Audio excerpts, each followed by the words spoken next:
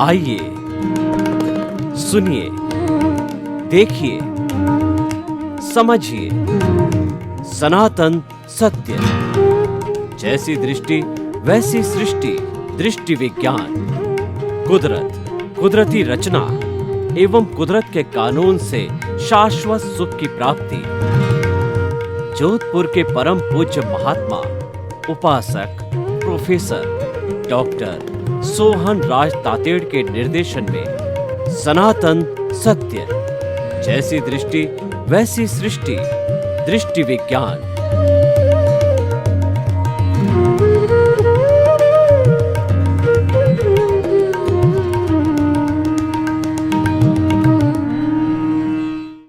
भाई और बहनों, मातृशक्ति को नमन।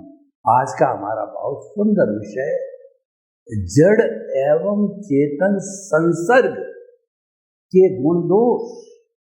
यहाँ संसर्ग का क्या अर्थ है? संसर्ग का अर्थ है कि दोनों का साथ में जुड़ना। जब पॉजिटिव और नेगेटिव बिजली के साथ जुड़ते हैं तो विस्फोट होता है।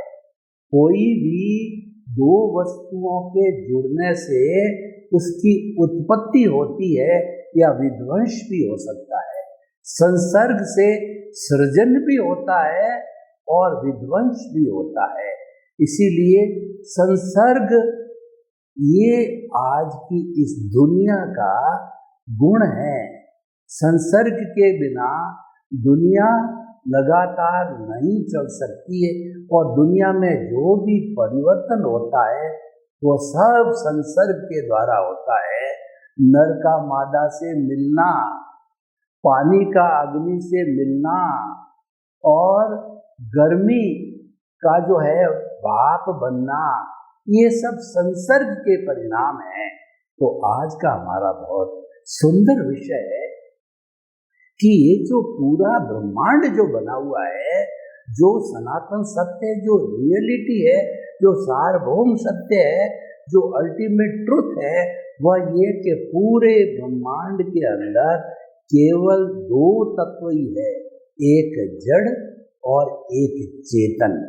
ये मौलिक रूप से दोनों शाश्वत है और ये दोनों अलग भी रह सकते हैं और जुड़ भी सकते हैं। जैसे कि सांख्य की भाषा में बात करें तो प्रकृति और पुरुष, पुरुष होता है वह ईश्वर का रूप होता है, बिल्कुल विशुद्ध अवस्था में होता है, और जो प्रकृति होती है वह जड़ होती है। प्रकृति में परिवर्तन होता है, पुरुष में कोई परिवर्तन नहीं होता है। पुरुष तो भूत भविष्य वर्तमान तीनों में आदि अनादि काल में सदा एक सा बना रहता है, लेकिन प्रकृति हर वक्त बदलती रहती है। मनुष्य की प्रकृति भी देखिए, कभी वह खुश होता है, कभी वो नाराज होता है, कभी वो नाचता है, कभी वो गाता है, कभी वो सोचता है, कभी वो सुखी होता है, कभी वो दुखी होता है। ये परिवर्तन होता रहता है। तो सारा परिवर्तन जड़ में होता है, उसको हम उत्पाद और व्यय कहते हैं। भगवान महावीर ने बहुत सुंदर परिभाषा दी, और जब वो भगवान बने, जब वो केवली हुए, तो पहला प्रवचन उन्होंने सनातन सत्य का दिया। वो क्या था? उत्पाद व्यय ध्रुवात्मक सत्य। कोई भी वस्तु दुनिया की, चाहे जड़ हो चाहे चेतन हो, वह दोनों शाश्वत है और उनके अंदर उत्पाद होता है और व्यय होता है। लेकिन उत्पाद और व्यय के बाद भी जो है वो द्रव्य होती है, यानी वो इटर्नल होती है, परमानेंट होती है। कैसे?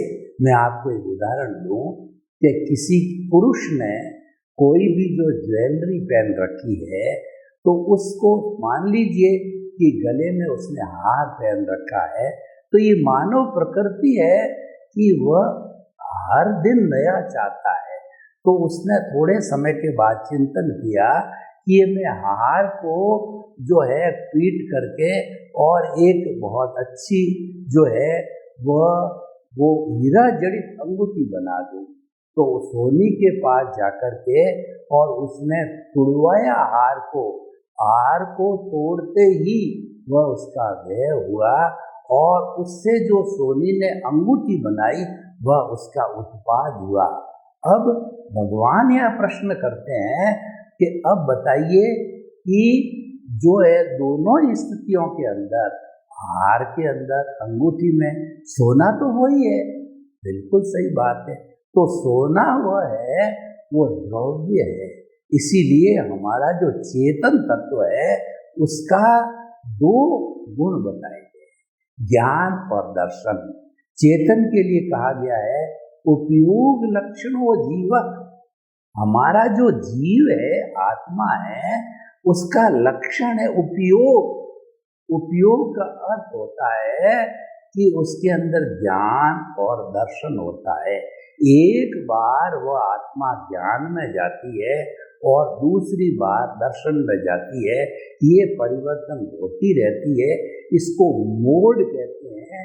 इसको जो है वो पर्याय बोला जाता है। अगर ये पर्याय नहीं होता है तो वह वस्तु गिनी नहीं जाएगी। जड़ में भी यही होता है। उत्पाद वह जो हमने उदाहरण दिया सोने का, उसमें भी परिवर्तन होता रहता है कि आज मिट्टी है, कल वो सोना बन जाता है, फिर वो चांदी बन जाती है। और जो विज्ञान ने भौतिक तत्व 116 तरह के ढूंढ के निकाले जो कि पृथ्वी के गर्भ से निकलते हैं, वो आपस के अंदर उत्पाद और व्यय के सिद्धांत से वो जो है वो जो इसके मोड के सिद्धांत पर, पर्याय के सिद्धांत पर बदलते रहते हैं। उनमें फ्यूजन होता है, यूनियन होती है, वो गलन मिलन धर्मा है, वो वर्ण गंध रस स्पर्श वाले होते हैं। तो अब देखिए दोनों के संसर्ग की हम बात करें, जड़ तो जड़ में मिलता ही रहता है, कोई नई बात नहीं है और उससे कोई बड़ा परिवर्तन नहीं आता है, क्योंकि वह तो जड़ का मिलन जड़ के साथ है, जड़ ही होगा। पर हम आपको एक स्पेशलिटी बताना चाहते हैं कि जब ये जड़ है वह चेतन के साथ मिलता है तो क्या होता है, वह बड़ी पिक्यूलियर बात है। और इसको समझना यानी मुक्ति की नींव लगाना, इसको समझना यानी सनातन सत्य को समझना, इसको समझना यानी आपकी आर्ट ऑफ द रीजन को प्राप्त करना, आपकी रॉन्ग बिलीफ को समाप्त करके राइट बिलीफ के अंदर आना, आपके मूल स्वभाव के अंदर आना। आपको उसकी निष्पत्ति है शाश्वत सुख की प्राप्ति करने। तो ये बहुत बड़ा इम्पोर्टेंट पॉइंट है। और जिस व्यक्ति ने जड़ और चेतन के संसर्ग को समझ लिया, इसके यूनियन और इसके जो है कहना चाहिए कि सेपरेशन और यूनियन को समझ लिया, इसका जुड़ना और बिछुड़ना समझ लिया, समझ लीजिए उसने मुक्ति की नींव लगा दी। मुक्ति की नींव कैसे लगती है, वो हमारा सनातन सत्य ये कहता है कि मुक्ति की नींव लगाने के लिए कुदरती रचना और कुदरत के कानून का पालन करना पड़ेगा। वह कुदरत क्या है कि जहाँ 6 द्रव्य होते हैं, चेतन जिसकी हमने बात करी, जड़ जिसकी हमने बात करी, और मोशन, रेस्ट, टाइम और स्पेस, जहाँ ये 6 तत्व एक साथ मौजूद होते हैं और ऐसा भूत भविष्य वर्तमान आदि अनादि काल में कोई भी समय नहीं आता है इस पूरे लोक में, ब्रह्मांड में, जगत के अंदर, विश्व के अंदर, पृथ्वी के अंदर कि ये 6 द्रव्य मौजूद न हो, कभी समय न आया है न आएगा, क्योंकि इसका नाम ही लोक है। और इन 6 के कारण इसमें जीवन है। इसके बाहर जो है एक बिना जीवन वाला भी अलोक है, जिसके अंदर केवल आकाश है। और आजकल जो अंतरिक्ष यात्री जो चंद्रमा पर जाते हैं वो खोज कर रहे हैं कि जो है चंद्रमा पर जीवन की संभावना है। जीवन है या नहीं कंफर्म नहीं होता है, हुआ है। मंगल ग्रह पर जीवन की संभावना है, वहाँ पर ऑक्सीजन मिलने के संकेत मिले हैं। ऑक्सीजन होती है वहीं जीवन हो सकता है। तो भाइयों और बहनों, हम इस ब्रह्मांड जिसमें जी रहे हैं, जड़ और चेतन के संसर्ग के अंदर जी रहे हैं, तो हम आपको बताना चाहते हैं कि मूल स्वरूप की जो हमारी आत्मा है, जो कि मुक्ति को जाने वाली है, मुक्ति स्वरूपा है, और वो अक्रिया है, वो अशरीरी है, वो हर प्राणी के भीतर एक समान विराजमान है। कुत्ता, चींटी, हाथी, गाय, भैंस, ऊंट, बैल, पेड़, मनुष्य, राम, कृष्ण, महावीर, 24 तीर्थंकर, सिमंदर स्वामी, जितने भी चेतना है उसमें एक समान विराजमान है। सामान्य दृष्टिकोण से कोई फर्क नहीं, सभी में परमात्मा बनने की अर्हता है। लेकिन जो विविधता संसार में हमको दिखाई देती, इसका कारण जड़ तत्व है, जो कि इसके साथ अलग अलग जो है प्रकृति, स्थिति, प्रदेश, अनुभाग, कर्मों के रूप के अंदर जुड़ा हुआ होता है। हर व्यक्ति के कर्म अलग अलग होते हैं, क्योंकि हर व्यक्ति के भाव अलग होते हैं। हर व्यक्ति का एक सा भाव कभी नहीं रहता है, हर व्यक्ति का ओरा बदलता रहता है। तो इसीलिए जो है जैसे जैसे भाव कर्म होते हैं, वैसे वैसे द्रव्य कर्म होते हैं, और वैसे वैसे भुगतान और परिणाम और रिजल्ट मिलता है, या हिसाब पूरा होता है, वो अलग अलग होने के कारण होता है। और वह सारा जड़ के संसर्ग से होता है। मुख्य बात हम ये कहना चाहते हैं कि ये जड़ का संसर्ग विविधता पैदा करता है। अब प्रश्न ये है कि भगवान जो है वो महावीर को उनके शिष्यों ने जब दीक्षा ली, तो उनको जिज्ञासा हुई कि प्रभु आप बताइए कि आप कहते हैं कि चेतन मोक्ष में विराजने लायक होता है, और उसके साथ में कर्म शरीर, लिंग शरीर, कॉजल बॉडी, अज्ञानता जुड़ी हुई है, तो इसको क्या गरज पड़ी कि ये जड़ आकर के चेतन के साथ मिला? और कृपया बतावें कि ये कब से चेतन के साथ में जड़ जुड़ा हुआ है? तो भगवान को भी इसका उत्तर ध्यान नहीं था। केवली होते हुए भी इनका कोई उत्तर ध्यान नहीं था। तो उन्होंने इस बात को जस्टिफाई करने के लिए अपने शिष्यों से प्रति प्रश्न किया कि शिष्यों, आप बताओ कि पहले मुर्गी हुई या अंडा हुआ? शिष्य बड़े गंभीर चिंतन में पड़ गए।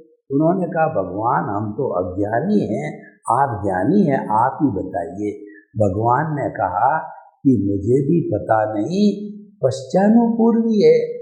मुर्गी बिना अंडा नहीं होता, अंडे बिना मुर्गी नहीं होती। अब पहले कौन आया, कैसे तय करे?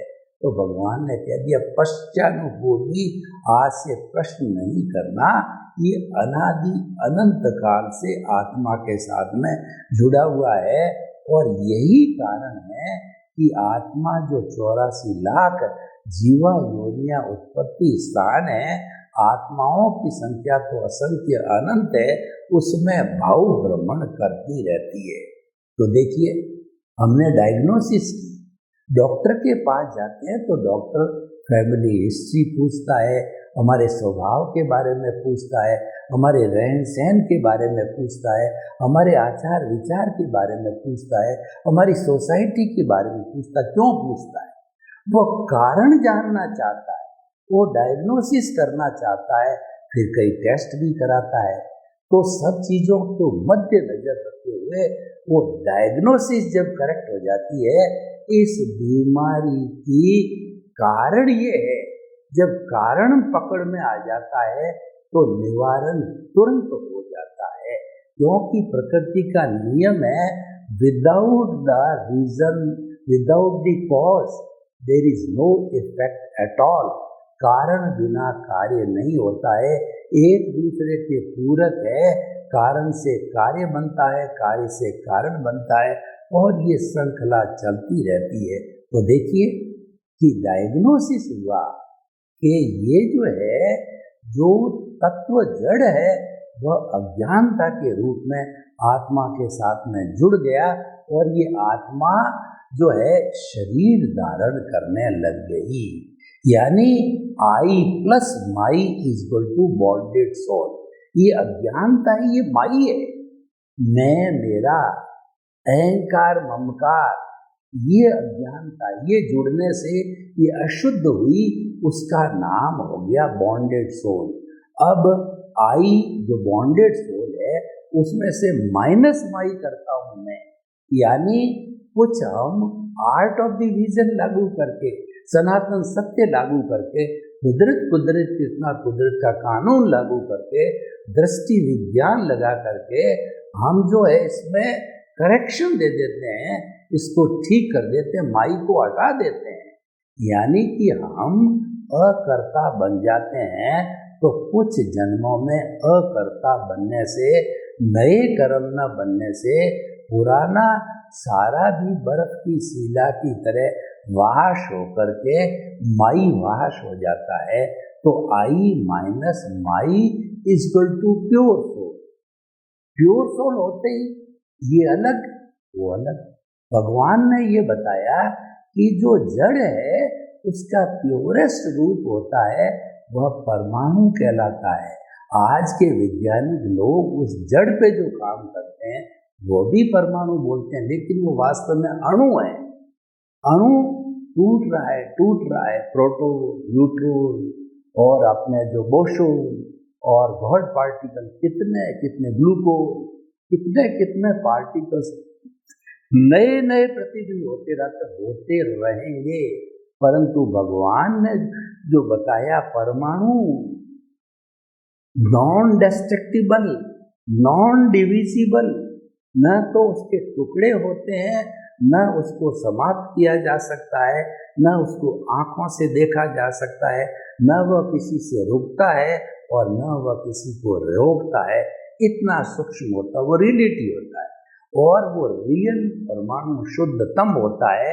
जैसे कि प्योर आत्मा प्योर होती है तो वो परमाणु शुद्ध होता है। लेकिन जब एक परमाणु दूसरे परमाणु से द्विपरमाणु, चतुपरमाणु, अष्ट परमाणु, असंख्य परमाणु होते होते अणु बनते हैं और फिर ये जो आंखों से दिखने वाली जड़ दुनिया हमको दिखाई देती है वो बनती है। तो इस तरीके से जो है ये हमने जाना कि इसके साथ में ये कार्बन शरीर रूपी जड़ जुड़ा हुआ है, अज्ञानता जुड़ी हुई है। तो पहले थोड़ा उस जड़ का विवेचन करते हैं, कार्बन शरीर। तो कार्बन शरीर जो है वो चतुस्पर्शी 4 स्पर्श वाला होता है, शीत, उष्ण, स्निग्ध और रुक्ष। हमारे इस ब्रह्मांड के अंदर भौगोलिक रूप से अष्टस्पर्शी परमाणु है, चतुस्पर्शी परमाणु। चतुस्पर्शी परमाणु इतने सूक्ष्म है कि न तो उसको फोटो लिया जा सकता है और न विज्ञान की किसी भी दूरबीन से अब तक पकड़ में आए हैं। चतुस्पर्शी परमाणुओं को जो कि प्रत्यक्ष ज्ञानी कौन होते हैं? जो कि इंद्रियों का सहारा नहीं लेते और प्रत्यक्ष आत्मा से अविज्ञान के जरिए, मनोप्रव ज्ञान के जरिए, केवल ज्ञान के जरिए, ये तीनों प्रत्यक्ष ज्ञान की आत्मा से मिलता है। ये प्रत्यक्ष ज्ञानी इन परमाणु को अपने दिव्य चक्षु से, अपने ज्ञान से देख सकते हैं। तो हम आपको ये बताना चाहते हैं, चतुस्पर्शी ये जो हमारा मन, वचन, काया है, ये बाहर के 5 जो इंद्रियां हैं, ये बाहर से विषयों को तान के लाती है ब्रह्मांड से चतुस्पर्शी को, और उन चतुस्पर्शी परमाणुओं को वो कुछ नहीं करती। उसका काम यह है कि ब्रह्मांड से देख करके, चख करके और जो है स्पर्श करके, सुन करके, जो 5 इंद्रियों के 5 विषय के 5 मूल विषय और उसके उत्तर प्रकृतियाँ जो है 23 है, तो उनके माध्यम से वो ला करके और भीतर जो कार्बन शरीर बैठा है उसको सौंप देती है। और उसके अंदर जैसे जैसे खाने बने हुए हैं, उसके मूल खाने हैं 8 कर्म की 148 प्रकृतियाँ हैं। उसमें छटनी होकर के वो लग जाता। वो चटनी कैसे होती है, मैं आपको उदाहरण दूँ। किसी भी पोस्ट ऑफिस में पूरे हिंदुस्तान भर की डाक आती है। उस पोस्ट ऑफिस के अधीन मेन पोस्ट ऑफिस जोधपुर आया। अब जोधपुर के आसपास के बहुत से गांव हैं, तो उन गांवों के अलग अलग कोड के खाने होते हैं। तो पोस्टमैन क्या करता है, छटनी करता है। जिस गांव का जो खाना होता है उसमें पोस्ट डाल देता है, वो उस गांव में चली जाती है।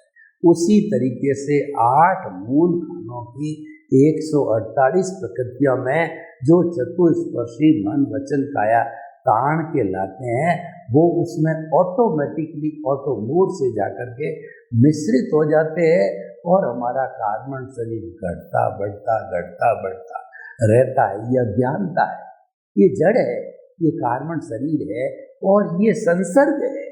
जो मूल इस एपिसोड का जो शब्द संसर्ग है, संसर्ग का मतलब जुड़े हुए हैं। वो कैसे जुड़े हुए हैं, इनके बीच में मल युद्ध चलता रहता है। जैसे कि कुश्ती लड़ने वाले योद्धा होते हैं, वो क्या होते हैं, जब एक दूसरे को पकड़ लेते हैं बाहों से, चित्तपुट चित्तपुट चित्तपुट चलती रहती है। तो उसी तरीके से कर्म उदय में आते रहते हैं। कभी आत्मा हावी होता है, कभी कर्म शरीर हावी होता है। कर्म शरीर हावी होता है तो हमारे पुण्य पाप की क्रियाएं होती है, और जो आत्मा हावी होता है तो आत्मा के गुण हमारे भीतर आते हैं। भीतर का मतलब बाहर जीवन में व्यवहार जगत के अंदर आते हैं। तो इनका ये चलता रहता है आपसी।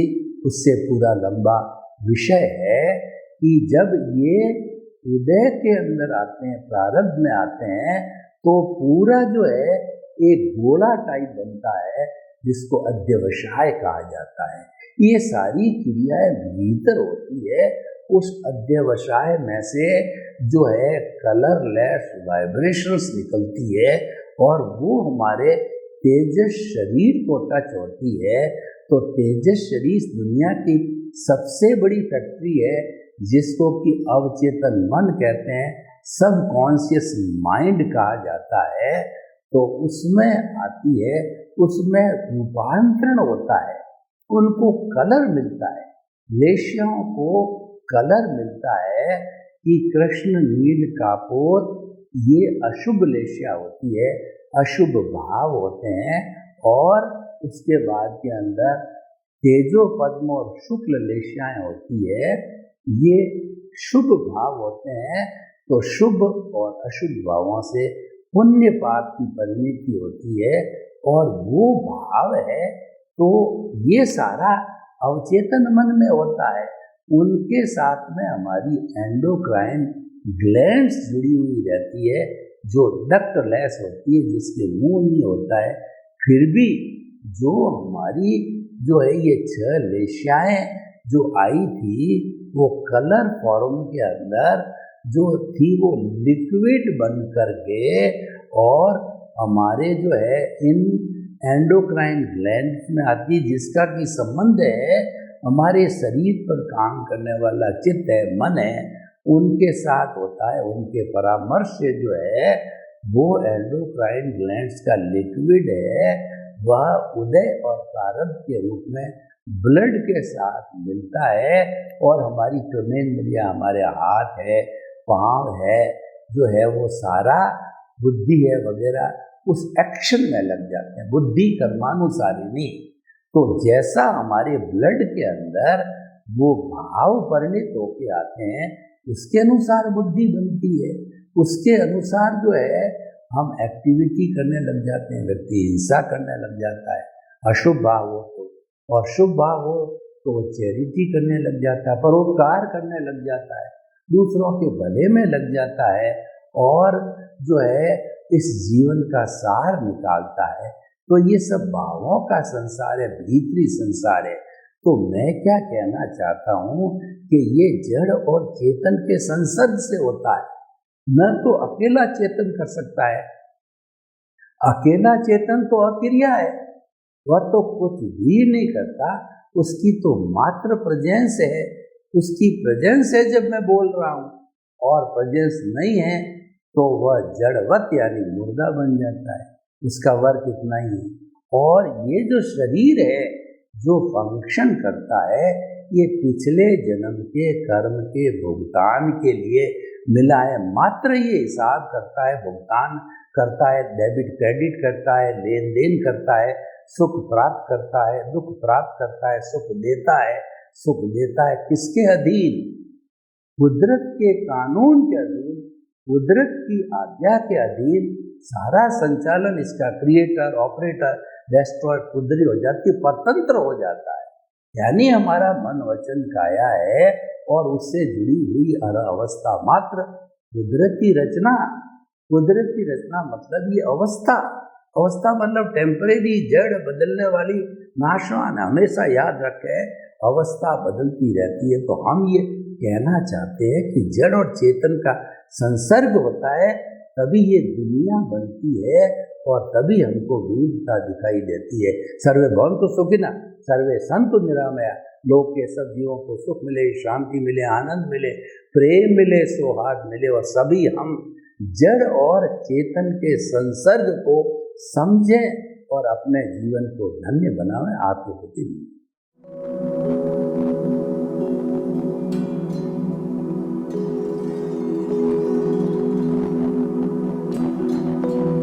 एक ऐसा अंतर्राष्ट्रीय ख्याति प्राप्त मानव जो गुरु प्रेरणा से पिछले 20 वर्षों से वानप्रस्थ जीवन जीते हुए 24 घंटे मानवता की सेवा में संलग्न है।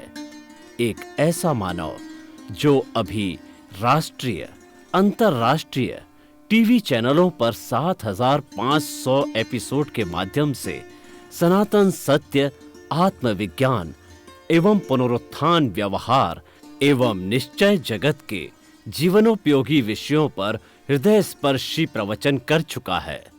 उस मानव का नाम है महात्मा उपासक प्रोफेसर डॉक्टर सोहन राज तातेड़।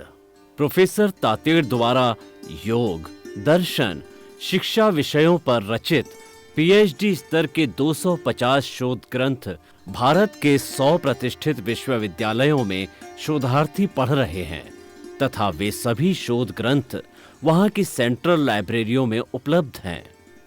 महात्मा सोहन राज ने अभी तक हजारों स्कूलों, कॉलेजों, विश्वविद्यालयों एवं संस्थाओं में सेमिनार, वर्कशॉप, कैंप लगाकर लाखों विद्यार्थियों को योग, दर्शन, शिक्षा का प्रशिक्षण देकर उन्हें सुसंस्कारित किया।